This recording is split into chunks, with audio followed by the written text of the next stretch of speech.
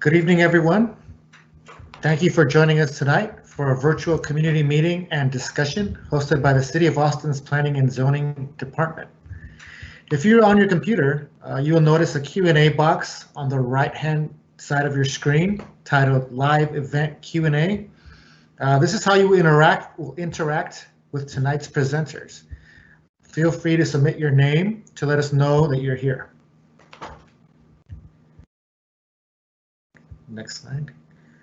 For those of you joining us online, if you would like to follow along using closed captions, you're able to do so. Look to the lower right-hand side of your screen to find a small gear or cog icon. Click on that, then on Captions and Settings, and you should be able to choose from a list of available languages.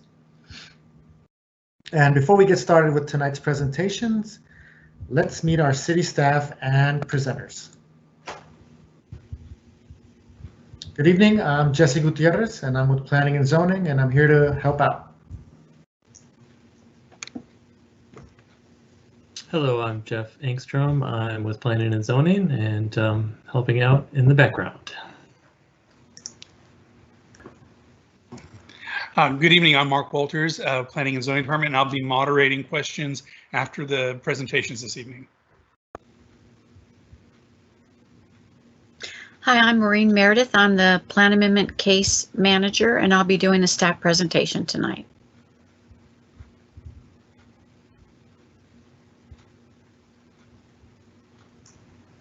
And for our applicant. Hi, this is Micah King, and I'm here with Hush Blackwell on behalf of the applicant in this case.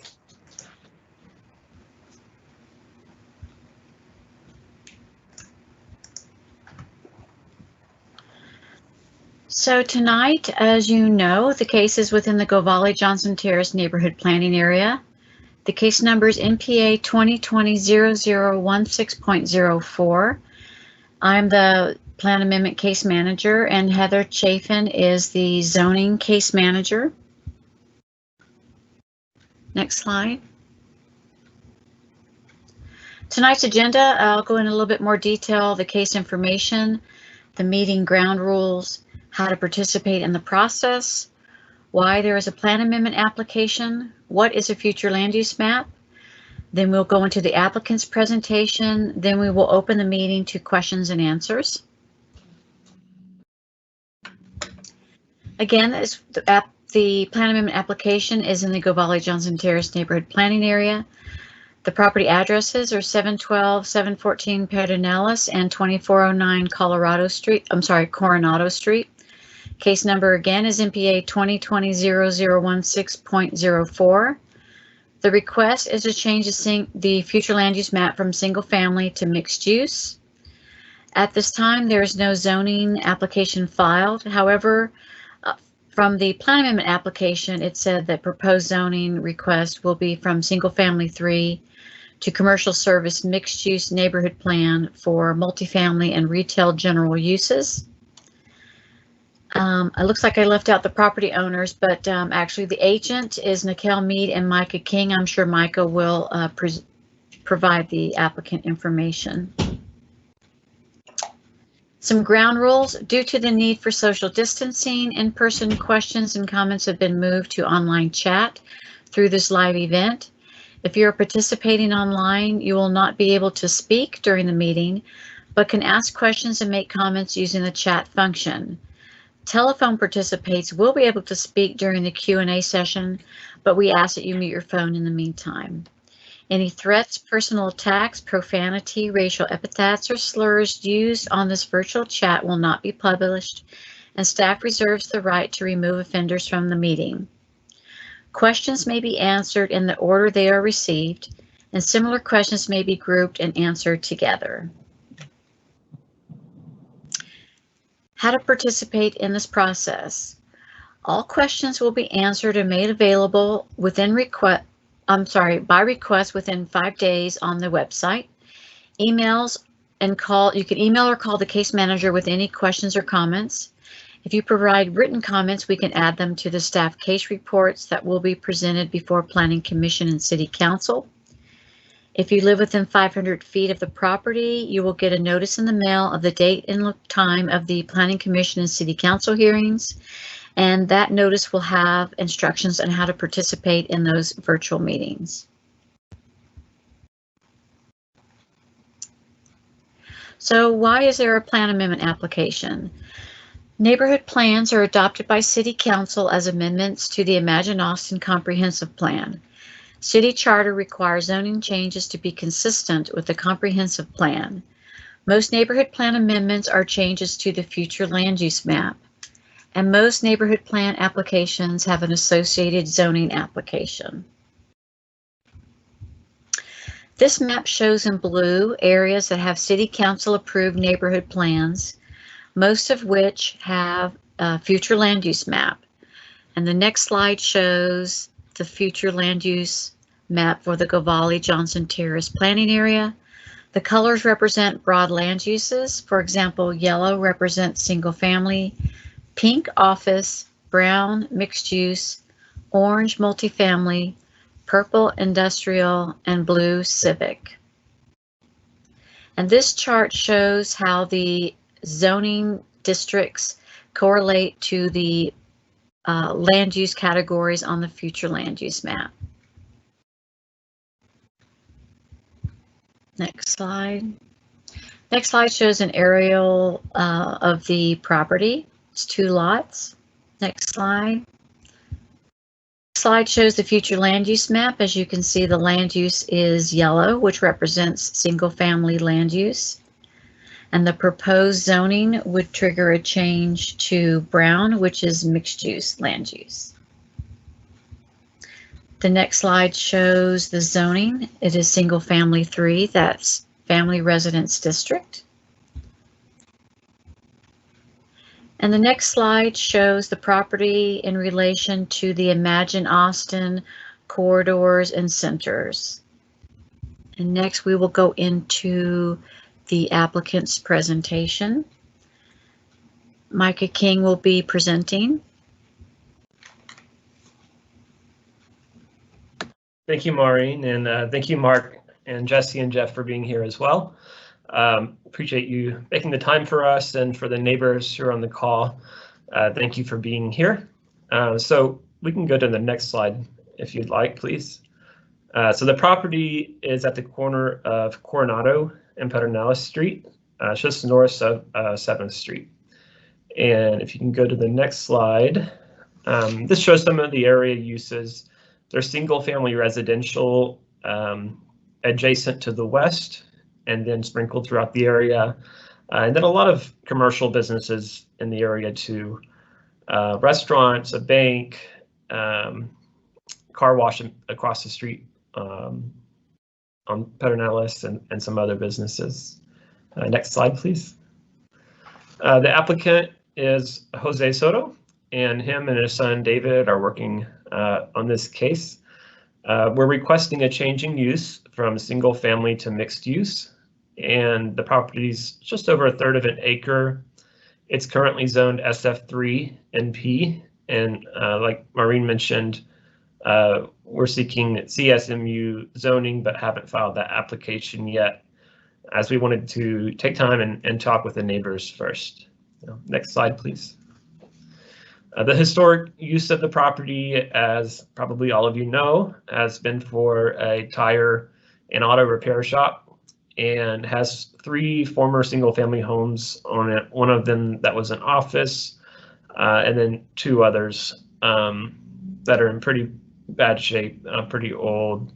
The property had limited industrial zoning until the neighborhood plan was approved in 2003, and the plan for the property is to have a ground floor, neighborhood-centric small business, office, or retail, or even a small restaurant with some residential units above. And next slide, please.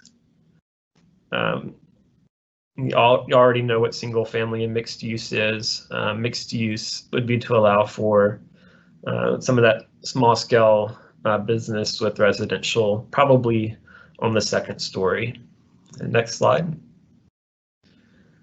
We can go ahead to the next one. This is the area zoning with the property highlighted in red, the SF3 zoning in yellow, and then this commercial services zoning that we're seeking across the street and then across the railroad tracks to the west, and then immediately south across the alleyway south of the property. Next slide. The photo of the tire shop on the southern portion of the property. And next slide, going up the street to one of the former single-family homes. And next slide, the house on the corner of Coronado and Pedernales. And next slide, the house at Coronado Street. And then next slide. So we proposed to change the neighborhood plan. We think it would be consistent with it because it would help increase opportunities for people to live in close proximity to their shopping and transportation needs, which I think is more and more important these days, especially with the city's emphasis on making the city a more connected, compact city that promotes walking and biking. And I think we're all learning we don't like to be in cars or confined spaces as much. And so we're hoping that and believe that this change in use would be promoting the city's goals. And next slide, please. The proposed mixed use would help to provide a transitional area between the highly commercial 7th Street area and the Coronado Street, which is single family on its western part, but still having a little bit of business on the Pedernales facing side of the property. And that would be consistent with land use goal 3 of the neighborhood plan, which is to develop a balanced and varied pattern of land use in the neighborhood. And next slide. Compatibility standards would apply. All of you are familiar with these, I think, and we discussed them with the contact team on Saturday.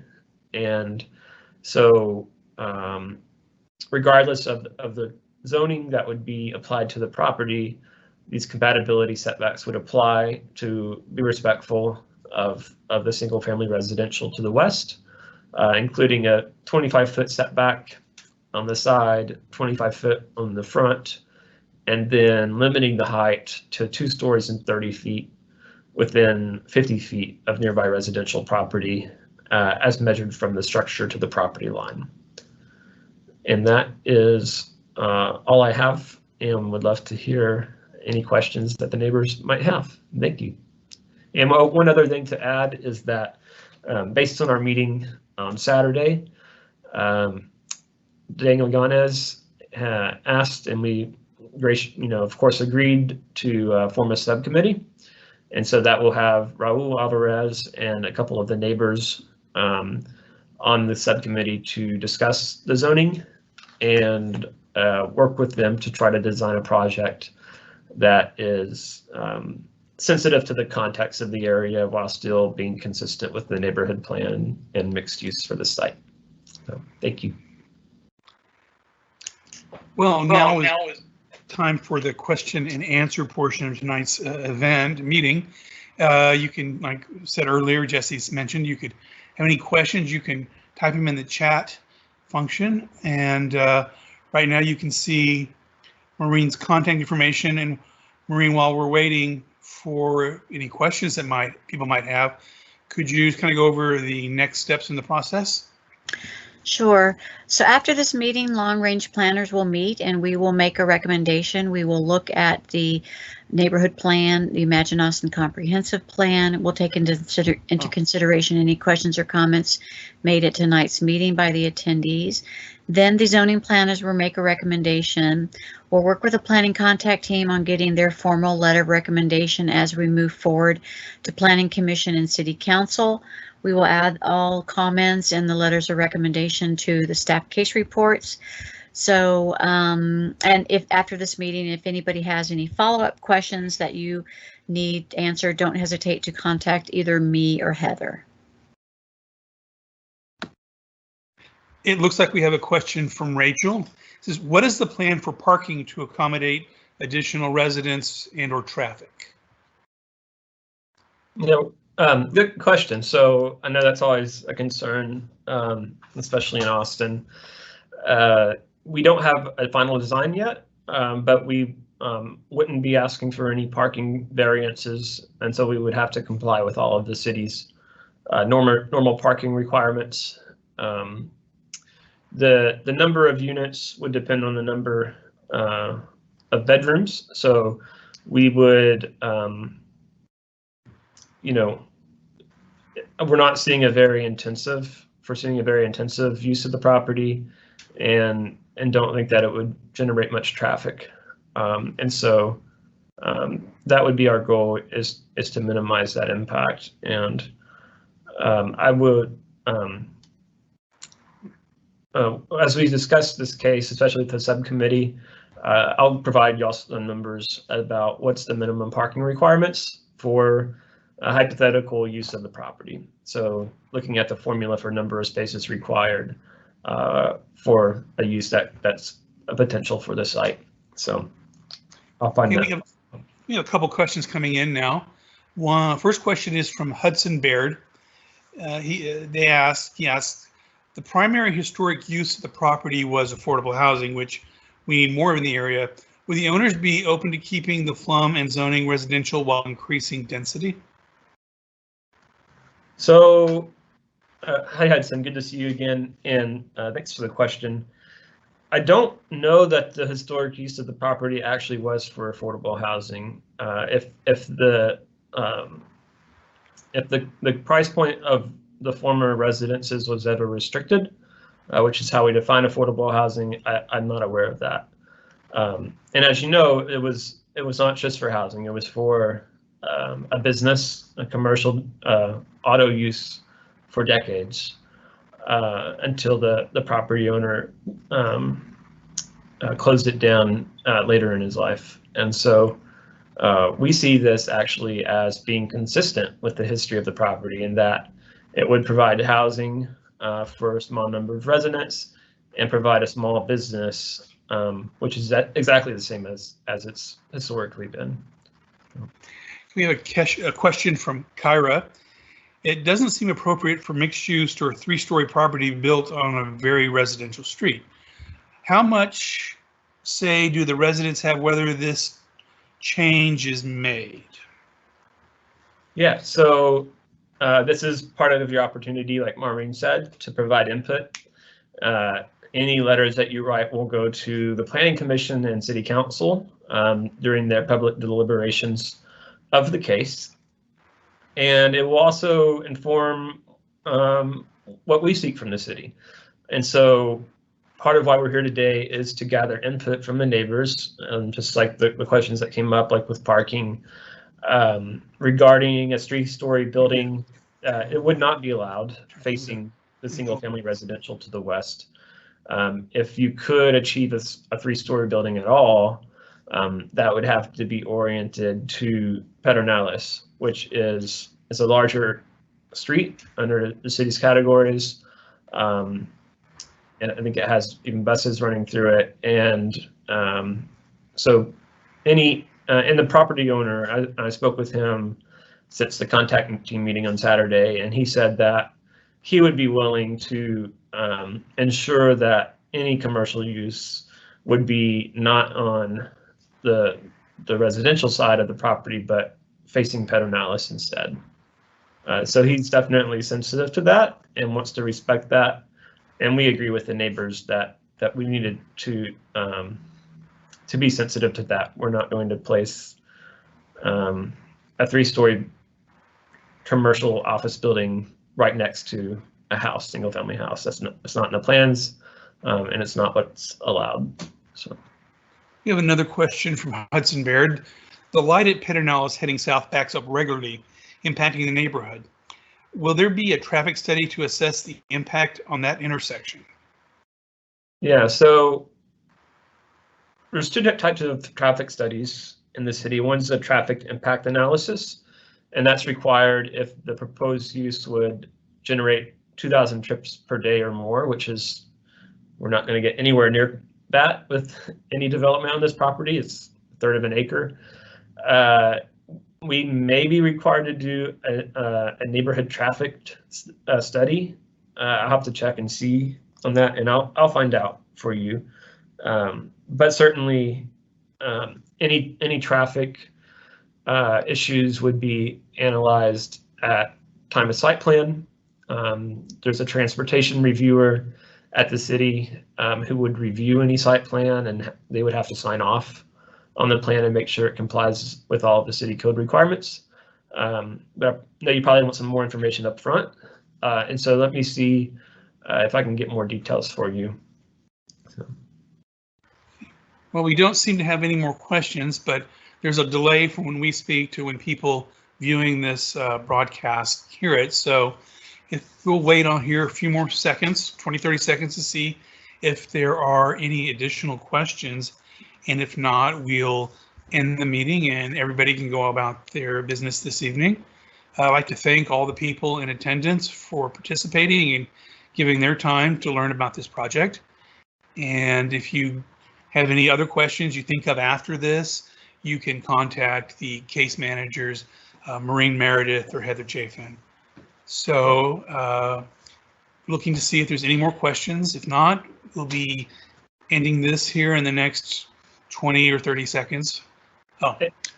And if I could, Mark, just one final thing. I'll put my email address in the Q&A. And that way, I know I have some of the neighbors' email addresses, but not everybody's.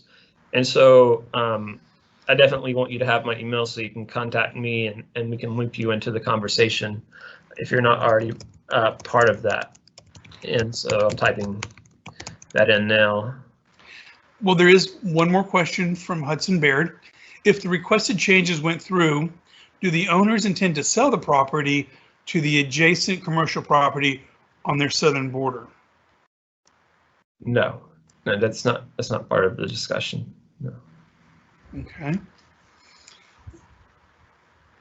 So we'll wait again. Like I mentioned just a second ago, a few more seconds, and if no questions pop up in the chat. Micah, I didn't see your email pop up in through the Q&A, so you have to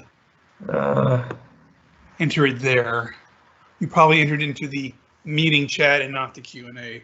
People watching this can't see that. Oh, I saw a thumbs up going on it. Okay. Did anybody else see it? It's up there, so is your phone number. Okay. Okay. One more question from says Brent, I don't see the slides changing online along with the phone audio. Does the applicant have in mind a specific project, or is he currently planning on doing an NPA and reselling? I think that's similar to the last question. Yeah. As far as I know, he's not planning on selling the property. I'll ask him, but given like the level of details he was providing about, what he would want to do with the property, I don't think that he's planning on selling it, but I'll double check. So I'll find out for you. Again, we'll wait a few more seconds to see if anybody else provides us a question.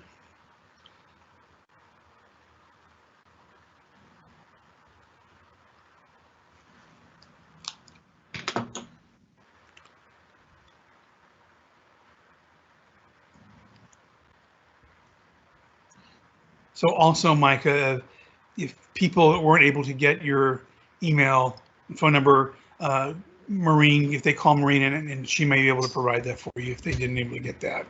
Okay. Yeah. And by the way, I just got confirmation that the owner is not planning on selling the property. So I would still be local ownership upon development as well. Yeah. The property owner, Mr. David Soto, just indicated he will not be selling, and that is up in the chat.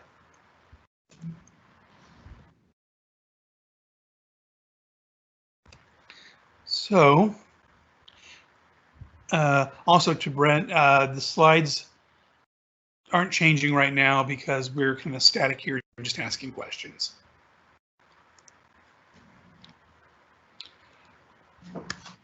Well, I'm not seeing any additional questions. And if anyone has anything that pops up later this evening or tomorrow, they can contact the case managers for this. So with no other questions, I think we can end the meeting and we can go get dinner.